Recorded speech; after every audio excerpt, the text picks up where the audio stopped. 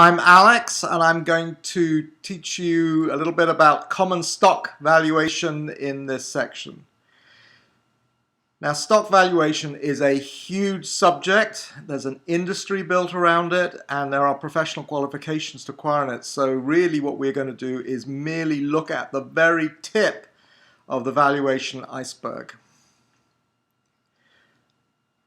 Now, normally in finance, what we do is we look at a primary way of looking at this, which is cash flow, which is one of the two main methods.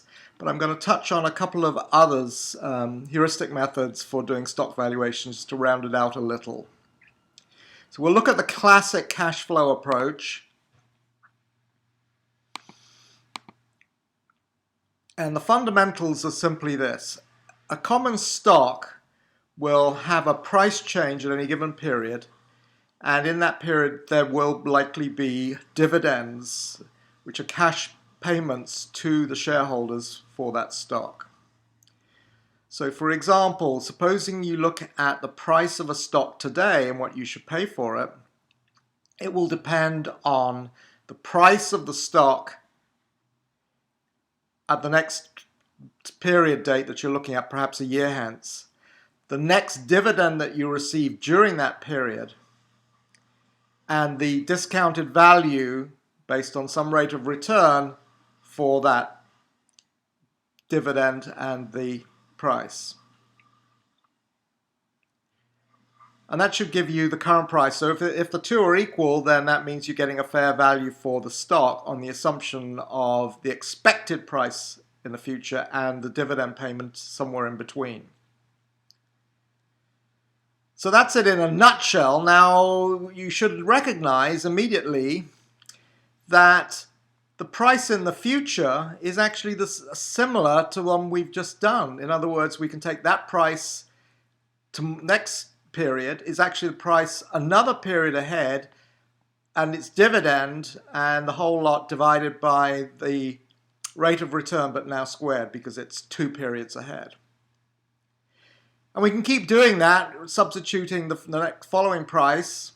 And so we could get an infinite series of values, all based on dividends. So you would have the dividend in the next period divided by 1 plus the rate of return, then the following dividend with a square of that 1 plus a rate of return, and so on and so on and so on for an infinite number of values.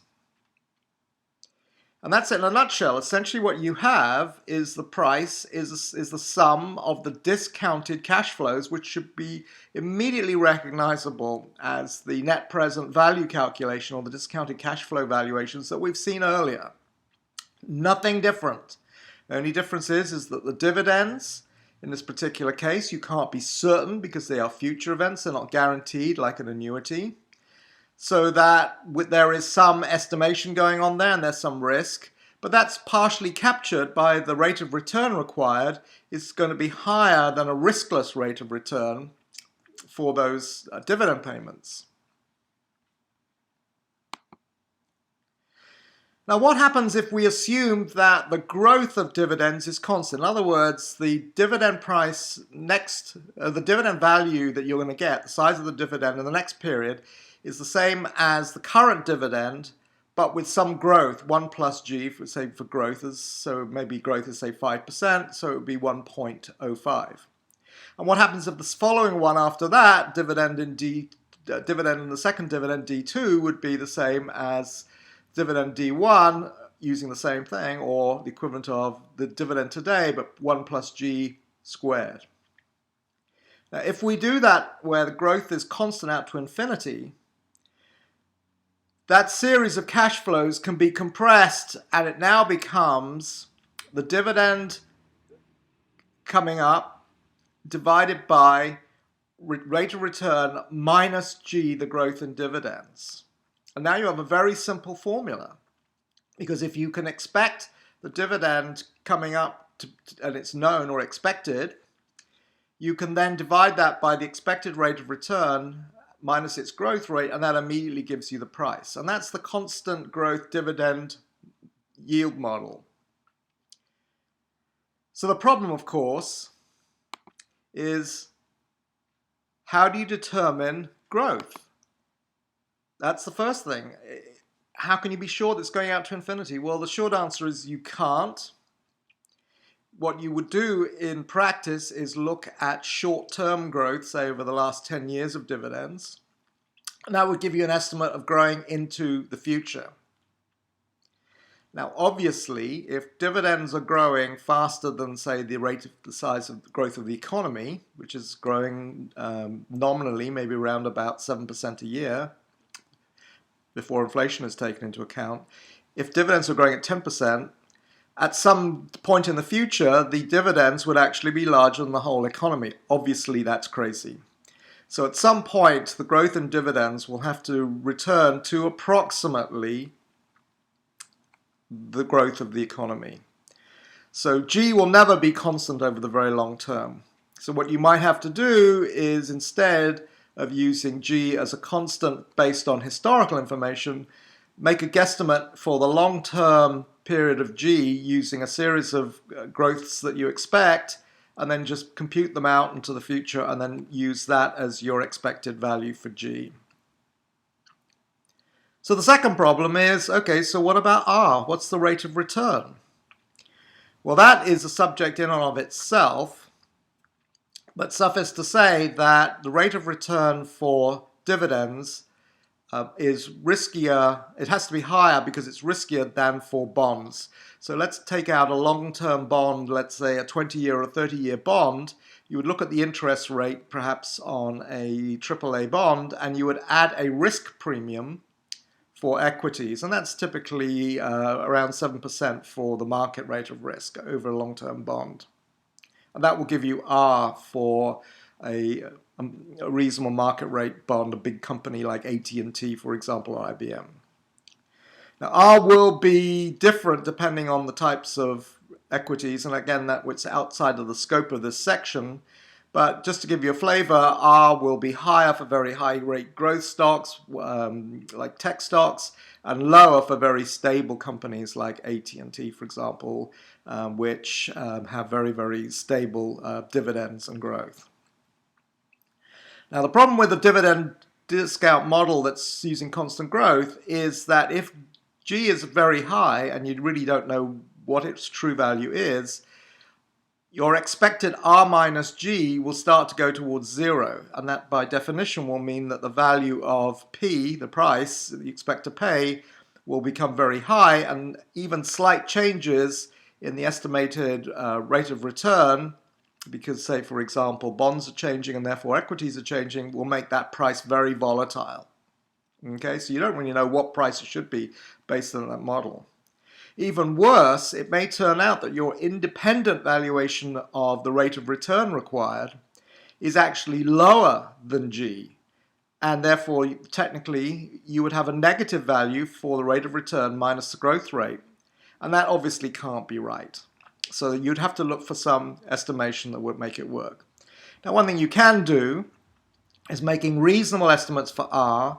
You can back in values of G for stocks based on long-term estimates from fairly stable stocks. So large stocks, you can sometimes back it in, fit the model, and it will work reasonably well.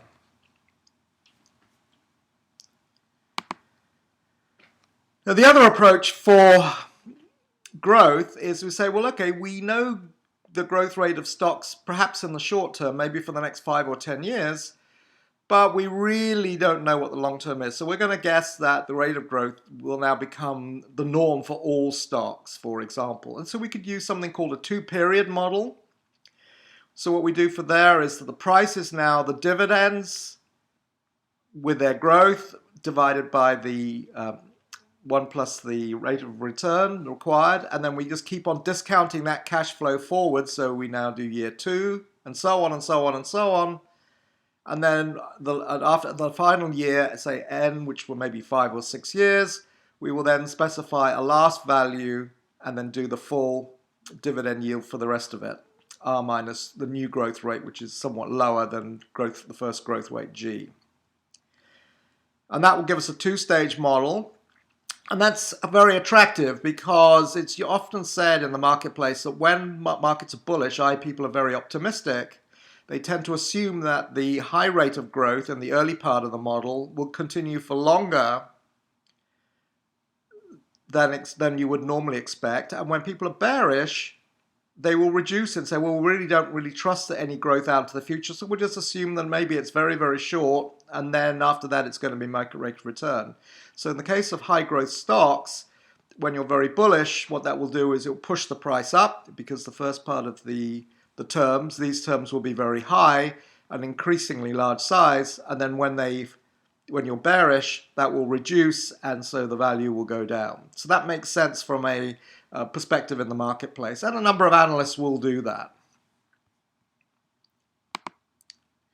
Now we can also back it out the other way and change the formula around. So we know that using the constant dividend model, that the price is equal to the dividends at the next time period divided by the required rate of return minus the expected growth rate.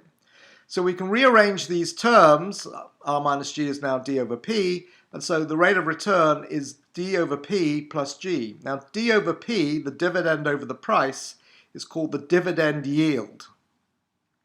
And so given that we have the dividend yield, which is readily provided for on most financial pages for any individual stocks, and you have some expectation of the growth of the dividends based on historic periods in the past, you can estimate what R should be, what the marketplace is asking for. So that seems like a reasonable approach. Now I would argue that that's not very satisfactory, because really all you're doing is playing games with algebra and the numbers. A better way to estimate R is to use the rate of return based on the rate of return required from a portfolio based on risk. So you've probably come across this idea that risk and reward are correlated, and therefore that riskless instruments like short-term treasuries or T-bills will have a very, very low risk, essentially zero, and the lowest interest rate that's required. But as you take on more risk, either through leverage of stocks, or you take stocks and just go look for more and more risky ones that, for example, are very, very highly volatile, that their risk is higher, and that the rate of return consequently also is higher because you're taking on that extra risk. So what you would do is look for stocks that match the riskiness of the one that you've got and use the expected rate of return based on that portfolio model. And finally, we'll do what a lot of analysts do, is to look at heuristics. So a standard heuristic is to forget dividends and cash flows and simply say, look, the only thing we care about is the earnings. That is what the post-tax profits are on a stock at the end of the year. You can take that earnings per share value, as it's called, and you can multiply it by an expected price-earnings ratio to come up with the price of a stock. In other words, price is equal to EPS times PER. So this essentially now ignores cash flow, but is useful because a lot of stocks, particularly growth stocks, don't even pay dividends, in which case you'd have to make estimates of when dividends are going to be paid, and if you don't have that information, then you really can only go with earnings. The other advantage is that we can look at price-earnings ratios historically for stocks of particular types, stable, market rate of return stocks, highly volatile stocks, and so on. And we can look at the bounds of that. So we might, for example, look at the overall stock market, say the S&P 500, and on average, the price-earnings ratio over the last 20, 30 years has been somewhere around about 16 and a half. So we can take that number and multiply it by the earnings per share, say, of the S&P 500 in total, and that would give you the market price of the S&P 500. Now we can then look at stocks and look at their long-term price-earnings ratios, multiply it by their current EPS, and we get reasonable prices. And the good news here is that we will have a boundary. We will have a very high price-earnings ratio when the market's very bullish, and that will be the point where we would start to get very concerned that the price is probably overvalued. And also we get the lower bounds of price-earnings ratios when there's a lot of fear in the market. And people don't want to buy stocks, in which case that's a very attractive point to buy. It's the rule that Warren Buffett takes, which is when the market is depressed, you buy, and when it is very jubilant and happy, that is the time to sell. And that's his basic criteria, and then he looks for stocks that are very solid within that.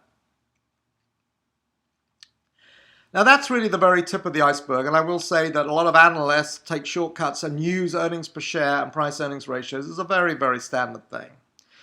Now there are other criteria too, and one obvious one we haven't mentioned is book value. So if you look at a stock price, if it goes below the book value, then the obvious thing to do is buy the stock, because somebody will then acquire that company and tear it apart simply for the book value. Now, beware that the book value, of course, if you've done any accounting courses, is historic, and it's not really the current market value of the equity. So, for example, a good example would be that companies that, say, for example, own property and have been around a long time, like railway companies that have been around for a century or more, they will often have railway stations in the middle of large cities, and the value of the property those stations sits on is extremely high. Now, under those circumstances, the book value might be very low. The property might actually be valued almost at zero, but we know that the market value to put a skyscraper on is extremely high, and companies will therefore buy up that railway company simply to acquire the land in the middle of cities to put a new property on, because it's worth more than the whole of the railway put together. And there are other cases. In the 1980s, for example, a lot of pension funds were what they were called was overfunded. That means that they were quite rich. The payments were very generous compared to a minimum pension that's guaranteed by the government. So corporate raiders would look at companies that had good pension schemes, know that they could replace them with the minimum guaranteed pension, and then they could raid them for the value of the pensions, literally buying the companies up specifically to get the pension funds, and then breaking them up, acquiring the value of the pension funds after they've simply replaced them with a cheap pension. And that was all perfectly legal, and therefore the market value of that company was actually much larger than it was expected, so certainly higher than the book value. And so there are lots of other tweaks like this. Now, a final caveat when we're looking at valuations. Remember, we may have, if you've looked at the section that we talked about on estimates of the market and whether there is a efficiency in the marketplace. One of the things I told you was that it is very, very hard to beat the market, even using historic data and the sort of data we're using here that analysts like myself used to use in order to estimate the value of companies. On that basis, it really is no point in spending a lot of time tearing stocks into little pieces. What it is worthwhile is for people with the capability, that is corporate raiders, or now as they now to call them private equity firms, to look at companies and find if they can revalue their assets, that maybe they're worth more broken up and are worth buying. So that's it in a nutshell. That is the merest tiny piece of the look of stock value estimations. There are some very, very good books out there. The classic, of course, is Graham and Dodd's Valuation of Equities, which was written back in, I think, 1932. And the bookshelves in any bookstore will be replete with books on this, both from the very simple systems, looking at it from the point of view of the average person who has virtually no knowledge of finance, all the way to chartered financial analysts who have a deep knowledge of finance and how to understand the accounts and how to look at stocks from that perspective. So thanks for listening. I hope you've enjoyed that section, and maybe you'll get involved in the marketplace yourself.